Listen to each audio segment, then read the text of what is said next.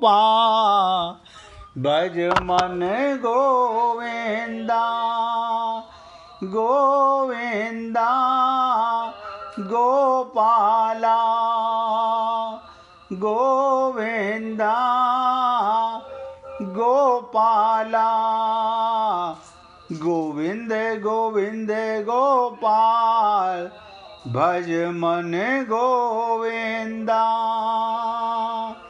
गोविंद गोविंद गोपाल भज मन गोविंदा गोविंदा गोपाला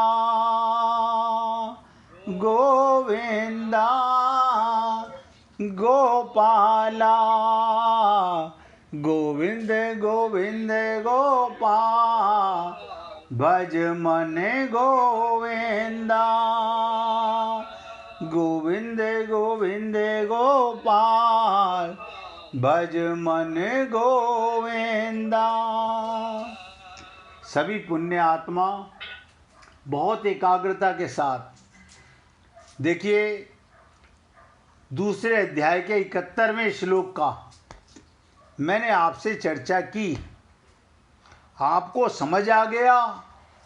ये बहुत बड़ी कृपा है नारायण की कि आप अज्ञान को मिटाकर, शरीर के भ्रम को मिटाकर, जाति के भ्रम को मिटाकर, उम्र के इन सब चीज़ों को मिटाकर अगर आपको आत्मा की अनुभूति, आनंद की अनुभूति होने लगी है तो इसको सदा जागृत रखिए। जब भी माया की तरफ ध्यान जाए, ममता की तरफ ध्यान जाए, तो जैसे मुंह में नींबू का बीज आके थूक देते हो, ऐसे ही माया का ध्यान आते के साथ ही उसे थूक देना, वरना माया महाठगनी हम जानी। ये माया बहुत बड़ी ठगनी है। दुनिया को धोखा देना आसान है, खुद को नहीं। खुद को कैसे धोखा दोगे आप बताओ? आत्म सत्य वो दर्पण है, आत्म सत्य वो दर्पण है जिसमें हम अपने वास्तविक स्वरूप को देखते हैं। खुद के प्रति ईमानदार होना कभी कभी तकलीफ देता है, लेकिन ये हीलिंग की शुरुआत भी है। झूठ अस्थाई सुख देता है, सच स्थायी मुक्ति देता है। जब आप खुद के सामने खड़े होकर कह सकते हैं हाँ ये मेरी कमजोरी है, तभी शक्ति जन्म लेती है। आत्म सत्य की राह पर खड़े हो लोग जीवन का सामना बिना मुखौटे के कर पाते हैं। ईमानदारी अपनी कमजोरियों को स्वीकार करना नहीं, उन्हें बदलने की शक्ति प्राप्त करना है। जो स्वयं के प्रति सत्य है वो किसी भी स्थिति में स्थित रह पाता है। परिस्थिति कैसी भी आए आपको कोई डिगा नहीं सकता। क्यों? आप अजन्मा हो, अमर हो, अविनाशी हो, आपका कौन नाश कर सकता है? लेकिन क्या करें, हम मन के गुलाम समझ ही नहीं पाते हैं। अब दूसरे अध्याय का अंतिम श्लोक 72वां श्लोक, मैंने कहा था 71वां श्लोक आपने सुना, इसी प्रकार 72वां श्लोक भी 3 चीजों पर बात चली, कामना, आवश्यकता और ममता और अहमता से रहित होने पर। ध्यान से सुनो, कामना, आवश्यकता और ममता और अहमता से, अहंकार से रहित होने पर उसकी क्या स्थिति होती है? यानी जो व्यक्ति के अंदर आत्मज्ञान हो गया उसकी स्थिति कैसी होती है, ये बात अर्जुन ने पूछी थी। कि प्रभु वो कैसे चलता है, कैसे रहता है। अगर वो कामना छोड़ दे, आवश्यकता छोड़ दे, ममता छोड़ दे, तो उसकी स्थिति कैसी होती है। इसी को भगवान दूसरे अध्याय के 72वें श्लोक में बताने चल रहे हैं। बहुत एकाग्रता के साथ सुनिएगा, एक एक शब्द को ध्यान से सुनिएगा। भगवान कहते हैं, हे प्रथानंदन, हे प्रथानंदन, ये ब्राही स्थिति है, इसको प्राप्त होकर कभी कोई मोहित नहीं होता। इस स्थिति में यदि अंत काल में भी स्थित हो जाए, यानी अंत मति सो गति हो जाए, अंतिम समय भी, लेकिन ये मत सोच लेना अब सारी जिंदगी संसार के मजे लूटें, परिवार के मजे लूटें, माया के मजे लूटें, अंतिम समय जाग जाएंगे। इम्पॉसिबल।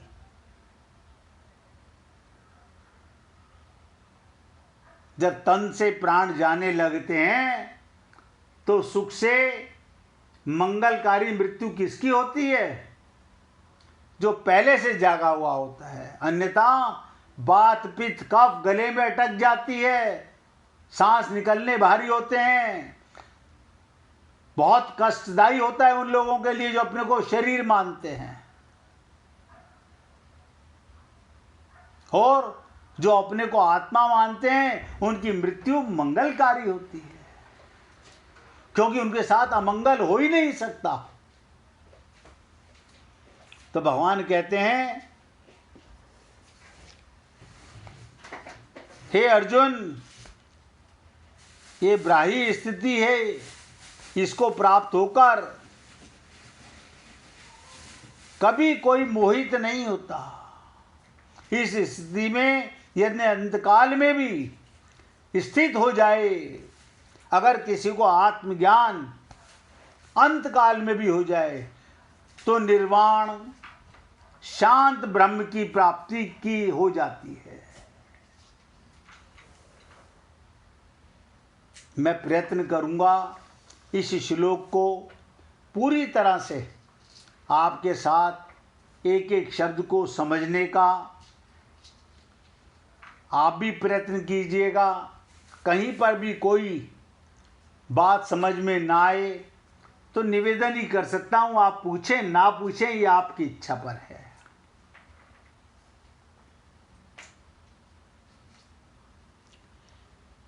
ये ब्राह्मी स्थिति क्या है? अर्थात ब्रह्म को प्राप्त हुए मनुष्य की स्थिति है।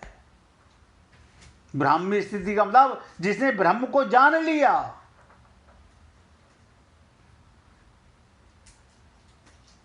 अर्थात ब्रह्म को प्राप्त हुए मनुष्य की स्थिति, जिसे आत्मज्ञान हो गया, अहंकार रहित होने से,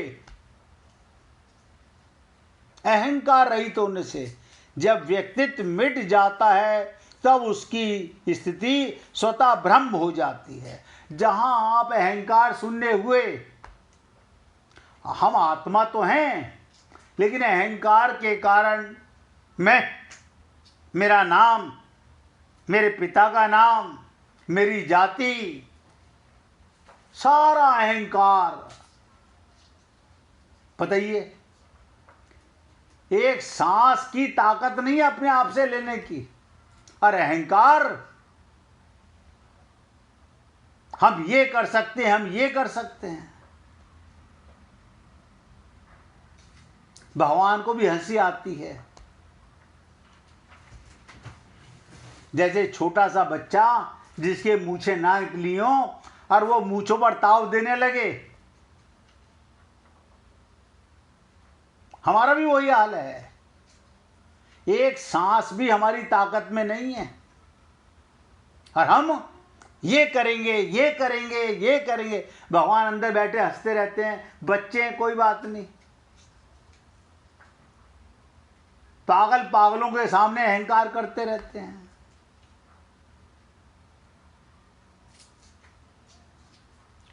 तो भगवान कहते हैं, जैसे ही अहंकार रहित होने से जब व्यक्तित्व मिट जाता है तब उसकी स्थिति ब्रह्म में होती है।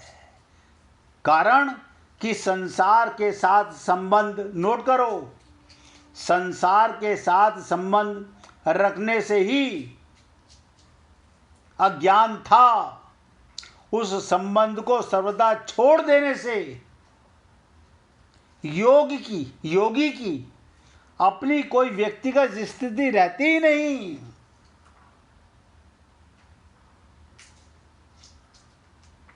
संसार के साथ संबंध, संसार में रहने से पाप नहीं होता, संसार को अपना मानने से पाप होता है। अरे बाबा, शरीर को अपना मानने से पाप होता है। अपने को शरीर मानने से तो हम पापी हैं ही।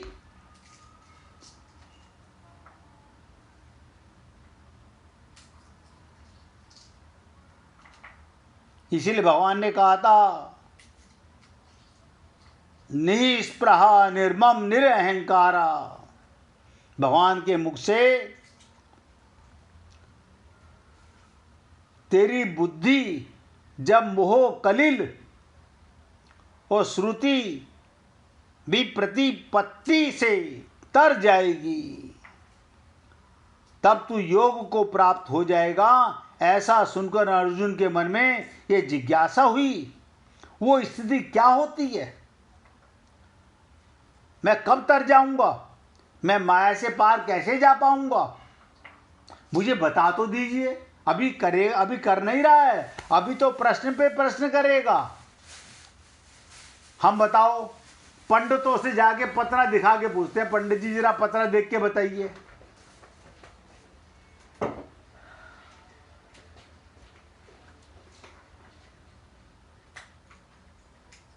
मतलब पंडितों के पास में वो काल बस में है उनके, और हम मूर्ख उन मूर्खों से ठगे जाते हैं।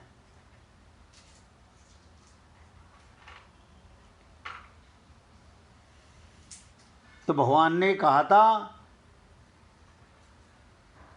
जिस दिन तेरी मोह कलिल बुद्धि से तू पार हो जाएगा तब तू योग को प्राप्त हो जाएगा। ऐसा सुनकर अर्जुन ने पूछा था, ये जिज्ञासा हुई, वो स्थिति क्या होगी ये बता दीजिए मेरे को। इस पर अर्जुन ने स्थित प्रज्ञ के विषय में 4 प्रश्न किए थे।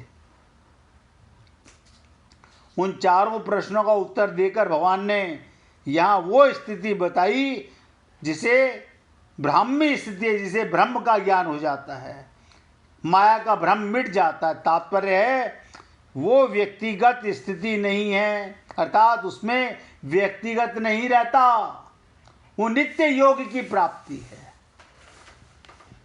एक होता है संयोग, उसी का होता है वियोग। किवाड़ बंद करना है। जिसका होगा संयोग उसका 100% वियोग होगा। जन्म हुआ, मृत्यु होगी। मां मिली, या तो मां मरेगी या आप मरोगे। बाप मिला, या तो बाप मरेगा या आप मरोगे। पति मिला, या तो पति मरेगा या आप मरोगे। लेकिन भगवान यहां बताना चाहते हैं, वो उस स्थिति में जाकर के नित्य योग की प्राप्ति है, यानी जिससे कभी वियोग नहीं हुआ और कभी हो नहीं सकता। हमारी खोपड़ी में वो नित्य योग जो सदा आपके साथ रहता है वो नहीं आता। और कूड़ा करकट खूब आता है। आज ये आया, आज मामा जी आए, आज चाचा जी आए, आज भैया जी आए, अब बाबा जी आए। ये सब संसार का योग तो महसूस करते हैं। परमात्मा भी हंसते हैं। देखो, ये जब किसी से मिलते हैं, मामा जी आए, मामा जी मुर्दा आए कि तुम मुर्दा थे जब मिले मामा जी से। मगर खोपड़ी देखो कैसी है। यानी परमात्मा 24 घंटे साथ रहता है, उसके योग को हम योग नहीं मानते। आने जाने वाले लोगों को हम योग और वियोग महसूस करते हैं। ये मानव चोला भी आप और हम लोगों को अनंत बार मिल चुका है, अनंत बार। ये कोई पहली बार नहीं मिला है। ये मनुष्य शरीर भी अनंत बार मिल चुका है, लेकिन माया का फेरा नहीं अब तक खटा। तो भगवान कहते हैं वो नित्य योग की प्राप्ति है, उसमें एक ही तत्व रहता है। इस विषय की तरफ लक्ष्य कराने के लिए ही भगवान ने पार्थ संबोधन दिया है। जब तक शरीर में, ध्यान से सुनो क्या कहते हैं भगवान, जब तक शरीर में अहंकार रहता है तभी तक मोहित होने की संभावना रहती है। परंतु जब अहंकार का सर्वदा अभाव होकर ब्रह्म में अपनी स्थिति का अनुभव हो जाता है, तब व्यक्तित्व टूटने के कारण फिर कभी मोहित होने की संभावना नहीं रहती। एक बार आत्मज्ञान हुआ तो हुआ, हुआ तो हुआ। जब तक ज्ञान नहीं हो रहा, हम लोग खूब बीज बोते हैं मिट्टी में, और ऊपर अंकुर निकलता है तो बीज निकाल के देखना बीज भी बचा क्या। सोचो, इतनी तो खोपड़ी हमारी काम करनी चाहिए। मैंने कोई चीज नीचे बोई है, वो फूट के ऊपर अंकुर निकल आया, अब आप उसे उखाड़ के देखो, वो बीज मिलेगा क्या? नहीं, बीज नहीं मिलेगा। हम अपने को बचाए रखना चाहते हैं, मिटना नहीं चाहते। अब पाना चाहते हैं राम रस। हम पता क्या कहते हैं, पहले भगवान मिल जाए फिर हम मिट जाए तो कोई बात नहीं। पहले भगवान मिल जाए, आज तक तो यही होता आ रहा है, पहले आप पहले आप। भगवान कहता है पहले तुम मिटो तो मैं मिलूं। हम कहते नहीं, पहले आप मिल जाओ तब मैं मिटूंगा। आज तक हम मिटते आ रहे हैं, लेकिन कोशिश यही करते पहले भगवान मिल जाए हमारे को।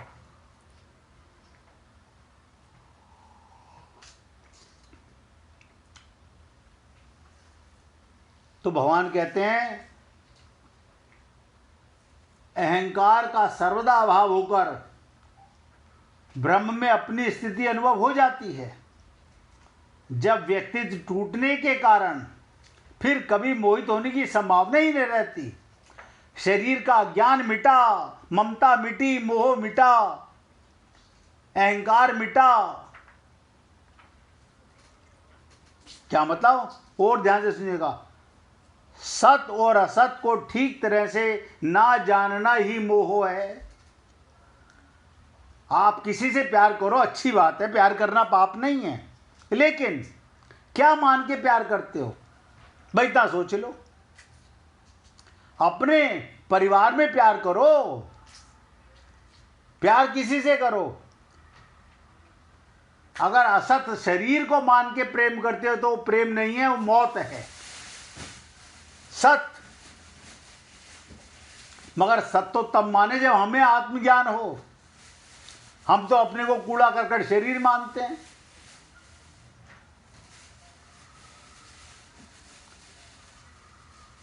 कहते ना, सत और असत को ठीक तरह से ना जानना